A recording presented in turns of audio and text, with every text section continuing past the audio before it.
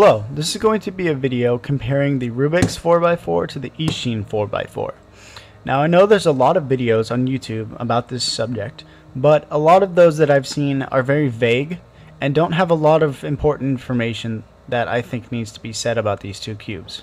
If you're considering buying one and you still don't know which one to pick because you can't find enough information on them, hopefully this video will give you the most information and go into as much detail as possible.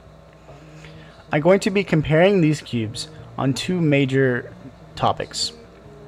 The first one is the look and feel of the cube, and the second one is the quality of the cube. So let's start with the look and feel of the cube. Now, immediately, if you have both of them, you'll notice that the Rubik's brand, which is this one, this is the Eastsheen, the Rubik's brand is somewhat taller.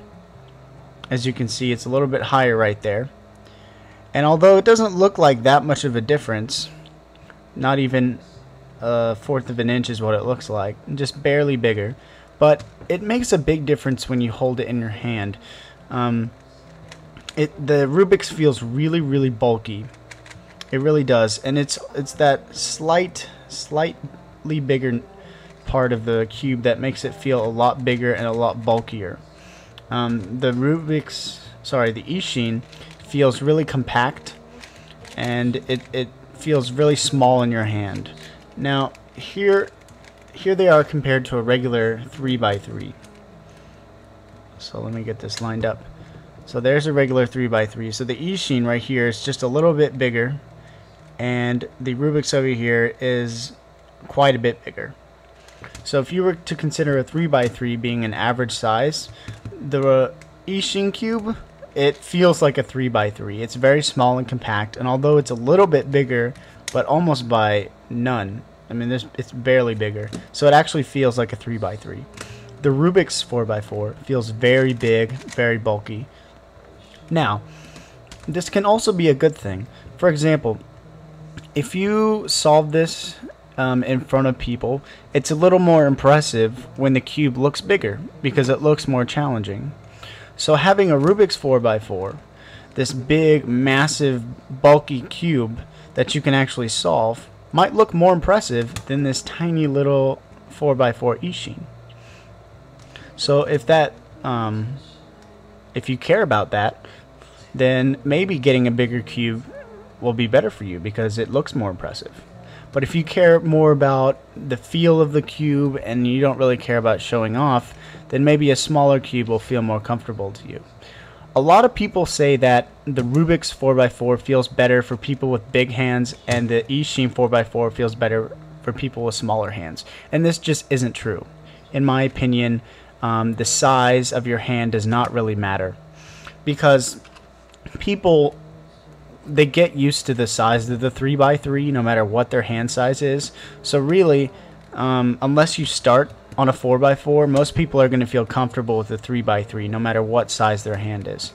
So going to a bigger cube such as the Eastsheen, even if they have larger hands, the cube will still feel big, even if they have large fingers and large hands.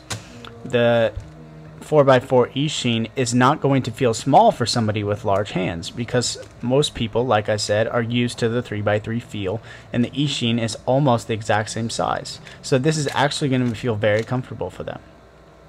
As for the individual size of the cubies, however, as you can see here, they are almost the exact same size. I've the top row here, I've aligned those, and as you can see, the Rubik's is just a tiny bit bigger. So when it comes to moving with the finger, the Eastsheen doesn't feel smaller because the pieces are almost the exact same size. But overall, the Rubik's is bigger. Let's continue on with the looks. Let's talk about the differences between the two stickers. Now this Eastsheen, I have stickered with CubeSmith stickers, so I'm not going to be able to compare the stickers with this cube. However, I do have an Eastsheen 2x2, and this has the exact same stickers. So even though it's not a 4x4, the stickers on this cube and the stickers I originally had on this 4x4 Eastsheen are the same.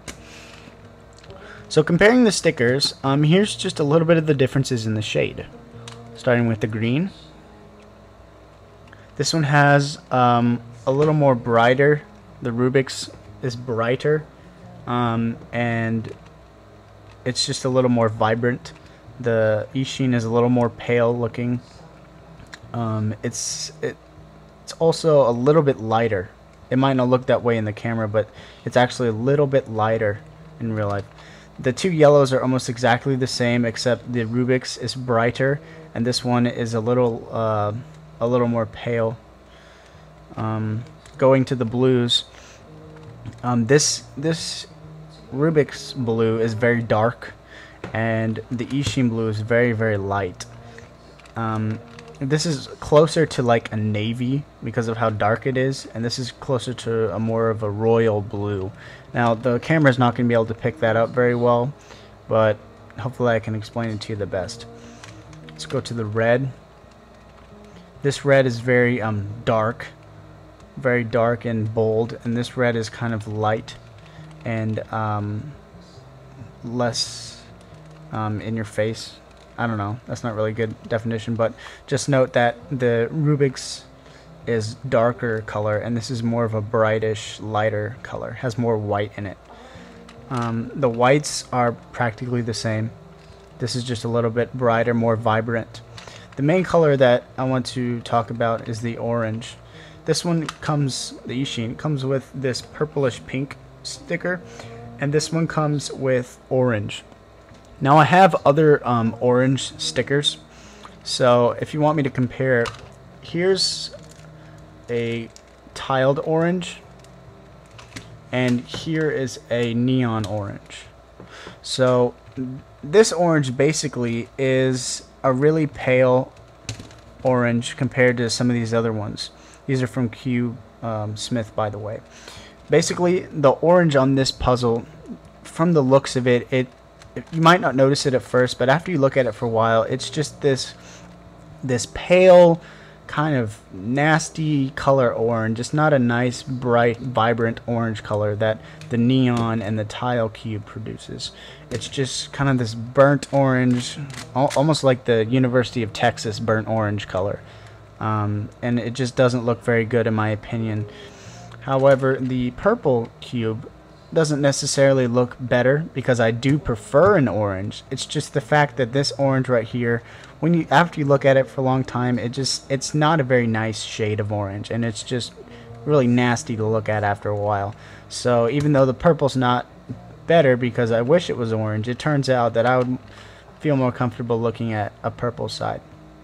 Now, again, talking about the stickers, when you look at the stickers kind of on a checkerboard pattern like this, the orange is definitely easier to tell between the red and the orange. Sometimes when you solve, the purplish pink and the red look a little bit similar, but for the most part you can tell them apart. They look a little bit similar, especially if it's darker, but for the most part you shouldn't have any problems telling the two apart. The hardest time you'll have is when it's scrambled. But the orange and the red combination is very easy to tell apart. So in that sense, I think the Rubik's wins. I just wish that it was a nicer color orange.